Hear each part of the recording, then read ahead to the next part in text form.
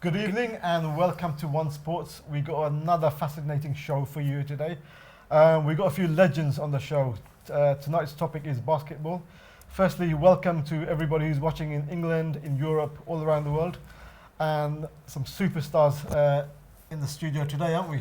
We have some amazing guests today, and we're grateful that they joined us in the studio. And we have some guests online as well today from the world of basketball. They've played it, they've managed it, they've coached it, they've developed it. We've got all of it today in the show. So please, the number for the show today is 0203 515 1764. That's the studio hotline. And we're on Facebook Live at One Sports. So if you want to go online, do leave a comment online. We'll pick it up here in the studio. And if you've got any questions for our guests, who Abu's going to introduce now, we'll get them to answer your questions. Yeah, so starting on my left here, we got DeAndre Liggins, a professional basketball player. DeAndre, you've been here 2 weeks, just signed for the London Lions. Welcome to the show, DeAndre. Hope you're liking the weather. Pretty rainy right now, but I can deal with it. I'm from Chicago, so Chicago is pretty cold, so I can't complain. Brilliant. Thanks for coming, John. I appreciate that. No problem. And on my right, we got Sadij Sawa, who's a former professional basketball player. I think one of the first Asians to play in the game. And for Birmingham Bullets, Saj. Thanks for coming on the show. Thank and you. you sort of drove from Birmingham as well. Yeah. Thanks for the traffic, but yeah. And then also online, we've got Vince McCauley. Vince is the head coach and also owner of the London Lions. Done some amazing work. Vince, thanks for coming on the show. Thank you guys for having me. Hope it's not too rainy down there. You're in Milton Keynes at the moment? Yes, it's we're used to it. It's August, we expect sunshine, we get rain, whatever it takes. It's a typical British summer. You should be used to it now by now, Vince.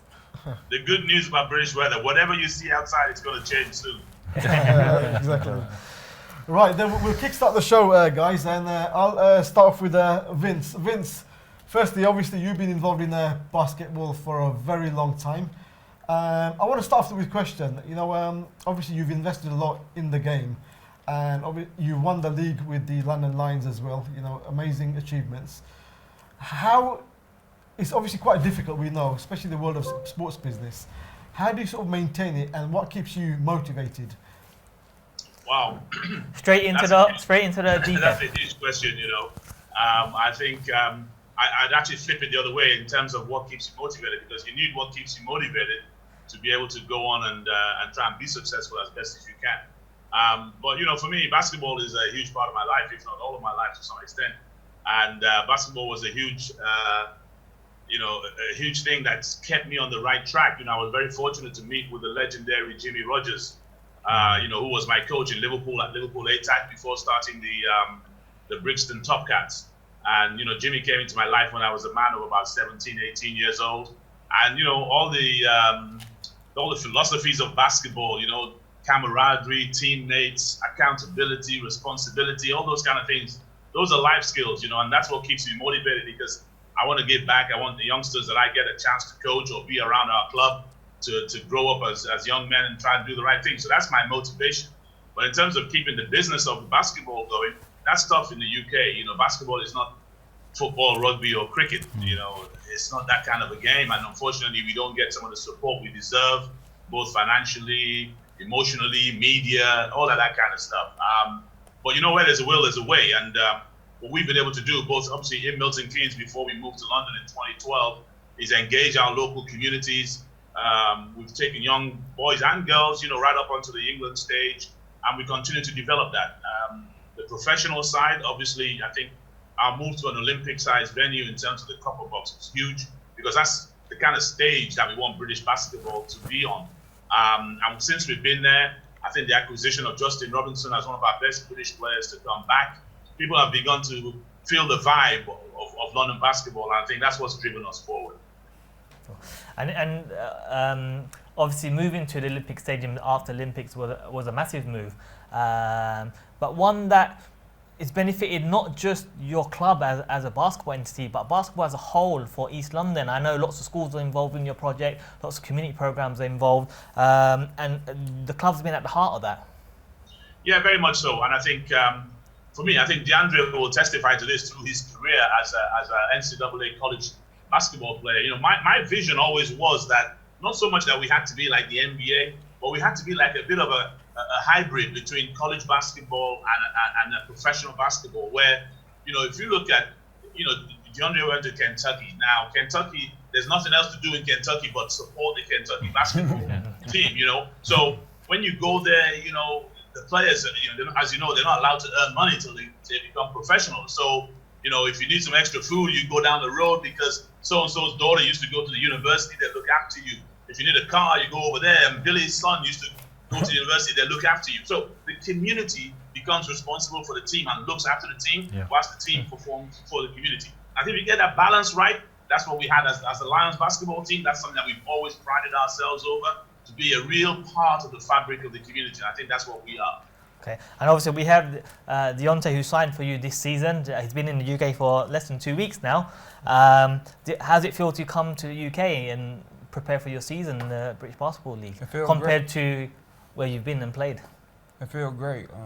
It's a great opportunity for me, and I think the main thing for me that I love, that they embrace me, and I embrace the opportunity to be here. So me coming from Kentucky, playing in the NBA, all that's cool, but right now at this stage of my life, I want to be embraced, and this is the perfect opportunity for me to come and showcase my talent and help this team accomplish big things. And what brought you to London Lions? Anywhere you could have gone across the world, you've come to London and play for London Lions. What attracted you to that? Like I said, I want to make London basketball and British basketball more noticeable. So when I come here, people gonna know, like, oh, that's DeAndre Liggins. He played in the NBA. He got a high resume, and things like that. So that was a big deal for me to come here and try to put London on to achieve on the top level. Okay, Sad, you've been in the game for a long time. Being obviously a British basketball player, I think you played for England, didn't you? Or close to? Made the squad once, but never made the team, unfortunately. Okay, so obviously with DeAndre coming in, it's massive, you know, for London Lions, massive for the country. You know, how can we actually make basketball a lot more popular? For example, in the States, the NBA, you know, is massive, isn't it? Huge. You know, I think basketball, as Vince said, has had a rough deal in the UK. It's a fantastic family sport. That's the first thing I've got to say. It's a fantastic family sport, and since I've been involved in it, it's always been somewhere where I could take my family. Yeah, there's other sports I don't want to mention, you know, diminish others, but you know, where I wouldn't necessarily take my family because of the atmosphere. But this has been a great family sport, and I really do think it gets a raw deal. I mean, Vince being in the facility that he's going to be in with the team and the players that he has got now, and some of the players that have been in the past throughout the history of UK basketball, playing in places like the Men Arena, playing at the NEC, and so on. It's had a real impact on many people, but then it just seems to have every 2 or 3 years, it just seems to have a dip, you know, and it just disappears, and there's nothing much happening, and suddenly, there's, you know, and something like with DeAndre coming on board, being from the NBA, it's going to be a lot of hype around that, and I think a lot of people will be drawn back into basketball simply because of the CV and the resume that is this DeAndre a great has. Opportunity for the commercial partners to come on board? Without a doubt. I mean, Vince will know more about commercial partners and so on and so forth. I've never really had that opportunity to do that. I know around the sports development side of basketball, it'll open up more doors, more schools wanting to be involved because of the types of players that maybe could come into their school and inspire the children within those schools through those teams. But I'm pretty sure it will open up doors. You know, if we've got the caliber of DeAndre coming into the league and playing up and down the country with the different teams, of course it's going to open up doors, and commercial entities want to be part of that, and it'll be up to Vince and the different managers up and down the UK to kind of exploit that situation to make the best of it. And Vince, just on that, I know you do a lot of work with schools, and I personally sat with you in meetings, and we've tried to develop, when you first come to the Olympic Stadium, trying to get schools involved. We know the funding is not there for school development and basketball. A lot of our schools are playing schools basketball, but they're not playing national league or schools leagues. They just haven't got facility, they haven't got the coaching or the coaches available for that. How can that be improved, Vince, in an area like London, where basketball, let's be honest, it's not your football or your cricket or your athletics just yet in schools? Yeah, I mean, it's an interesting situation. I mean, London is responsible for over 50% of the registrations for Basketball England. So, you know, half the people who are registered to play basketball are in London. So there's a lot of people in London who want to play. Let's remind ourselves that basketball is the #2 sport for boys behind football, and it's the #2 sport for girls behind netball. So the desire for the youth to play is right there. Not only because it's a cool sport, but it's a fun sport to actually physically play. You can play by yourself. You can just get a ball. You don't need necessarily to have a whole bunch of people. Whereas, obviously, we want them to be competitive when the kids to start earlier. So one of the things that we do through our foundation is obviously we go right from the age of 6 years old. We have open sessions at the Copper Box where young kids, boys and girls, can come in there and get a taster for the game. From there, we have our partnerships with the Youngblood Lions. So the Youngblood Lions are our junior program. And we go from the age of under 12 right through to under 18. We've got some sensational young players in there at the moment who are already representing the country.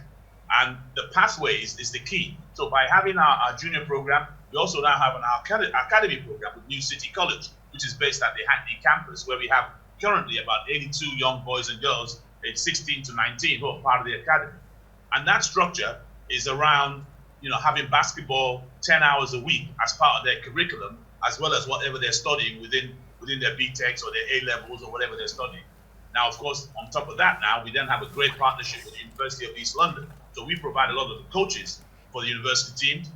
They're part and parcel of what we do. So in fact, some of our professional players, this year, for the coming Champions League season, we've signed Joshua Hibbert. Well, Josh is going to continue his master's degree at the University of East London. So we've created a pathway within London that can take a youngster right from the age of 12 right up to being a professional basketball player with the London Lions men's team or the women's team. So if we can now expand that sideways so the numbers increase, that's the target and that's what we've got to aim for. That's why we need local government funding, community funding, mayor's office funding, Sports England, whatever you want to call it.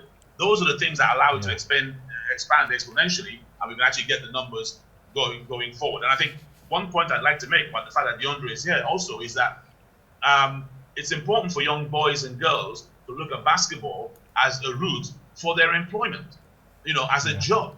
And I think when you look at the guys that we have signed this season to try and make a challenge at the Champions League, you clearly can see that we've got top-level basketball players here who are making their living playing basketball. I think that's what the youngsters need to see so that more and more of them want to play. Of course. Vince, what's on your subject? Obviously, we've got a lot of basketball courts, a lot of hoops all over the place in every estate. What can the government or Sport England or UK Sport and others do to help basketball to achieve the real heights, such as it's happening at the United States? Well, I mean, I think it's going to be tough to rival what's going on in the United States. So we put that to one side because the NBA, is the equivalent of, say, the Premier League in football. And so, look at the leagues in the football leagues in, say, Canada or even in America. It's going to be tough for them to rival the quality of the Premier League. What we've got to look at is, look across this way instead of looking towards it. If we look this way towards Europe, and we look at Spain, and we look at Italy, and we look at France, and we say our athletes, our young boys and girls, they are better athletes than the Spanish and the French and the German. So we already know we have the raw materials. What the funding will allow us to do is, let me give you an example. Right? I'll give you an example. So while we had the team in Milton Keynes, we had a family who had two young boys. One of the boys played for the Lions junior team. He was only 17 or 16, and his brother played for the England rugby team at the age of 16. So both of them got selected for England. So the basketball player, we all had to fundraise for him, raise some money. We all helped them get to the airport. His mom and dad couldn't go with him. We managed to fly him to a tournament. It was in Italy. All the basketball team all bunked up on bunk beds in the school, and they played the game, and they beat the Italians, and they came back. And that was the journey of this young 16-year-old basketball guy. Now, the rugby guy, the rugby union invited his mom and dad to come with them to the tournament. This was in France. They had a limousine pick him up the day before at home, take him to the airport hotel next to the Heathrow airport. They stayed overnight. They got a flight across to France. They lost horrendously. They came back, and that's the life of two brothers in two different sports. So you can see that, we don't have those lavish kind of funds in basketball versus something like rugby. And until those kind of things are balanced, we're slightly skewed because we've always campaigned for fair funding. We're not saying don't give rugby money or don't give netball money or don't give football money. What we're saying is let's be fair.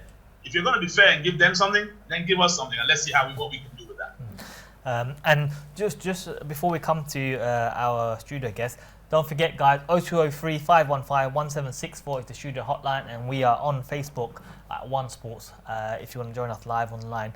Andrew, just coming back to you in terms of your basketball career, when you started playing from high school and going into your career, professional career, what was the challenges that you faced in America?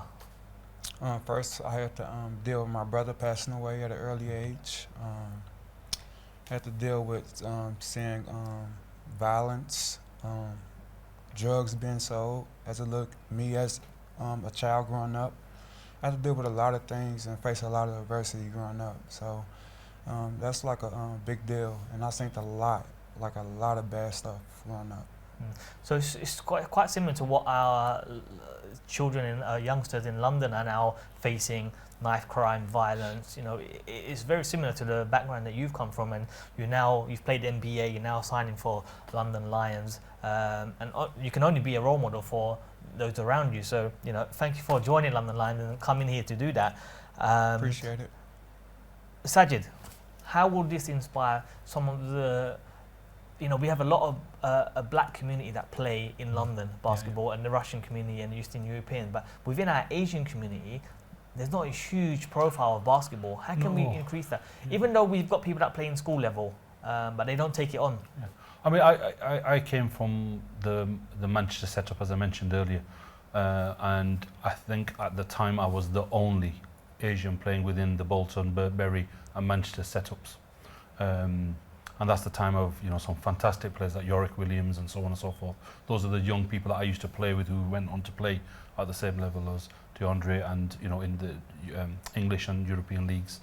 And so those are really what became my role model. So my thing was, if they can do it, why can't I? So that was my self-drive to if they can do it, why can't I? But I think I would say I had people like Vince in my life. So I had at the time the England women's coach, a guy called Victor Schofield. I'm not sure if Vince remembers that name. Yeah, I do. Yeah, so he was my school coach, and I was always in trouble at school. So DeAndre saw bad stuff. I was the bad stuff, unfortunately, at school. And he kind of took me. Basically, back in the day, there was no safeguarding. He would lock me in a gym, and said, come, I'm going to sort you out. So I had these really good role models in Jeff Watson and Jeff Jones. So these role models kind of saw the best in me, not in what other people saw in me, the worst in me. So they took a bad Asian lad and said, look, come and do this, give it a go. And that's how I got into it. I mean, what challenges did you face? So especially as an Asian player. So as an Asian We're player, looking at a lot of players in basketball. They are 6'5". Yeah. Yeah, well, I'm 6 foot, so I'm not that far behind.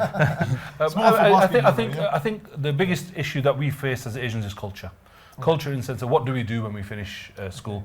We go to the mosque, right? So we'd finish school and the next 2 hours is mosque.